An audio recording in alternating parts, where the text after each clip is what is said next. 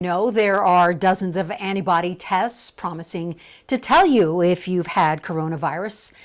And we all kind of wonder if they're accurate. The CDC says they might be wrong up to half the time. So, which one should you get? Should you get one at all? Contact 7 investigator Jennifer Kovaleski, clearing up some of the confusion tonight.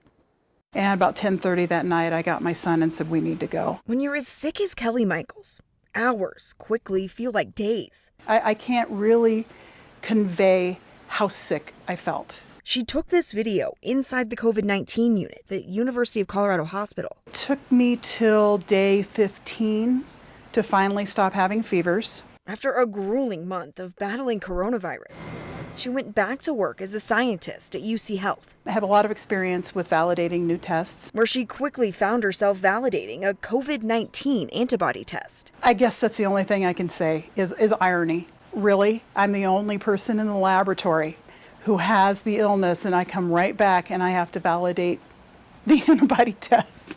And the real irony is they used her own blood to do it. Here I am put in this position by a pandemic to help out my laboratory. As a scientist, I know there's been a lot of confusion about these antibody tests. There are a lot of antibody tests that are available, and not all of them are very good.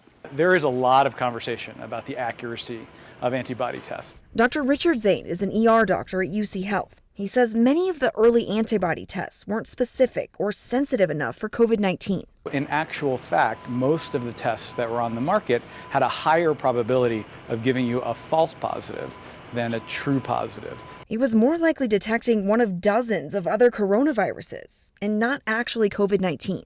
Dr. Zane recommends looking for antibody tests that are authorized by the FDA and highly specific. The test that we have developed and are offering is highly specific, meaning that the error rate is less than 1 in 1,000, and the specificity is greater than 98%. The gold standard in the testing world is around 95%, while the CDC warns antibody tests might only be 50% accurate. And Governor Jared Polis has even weighed in with concerns. Their accuracy rate continues to be a question mark. And then even more importantly, we don't know exactly what those antibodies mean. Dr. Zane believes the accuracy of these tests is starting to improve and will help better determine infection rates. I think that these tests are going to become more accurate as the public becomes more informed. You should never be taking a test that is not at least 98% specific.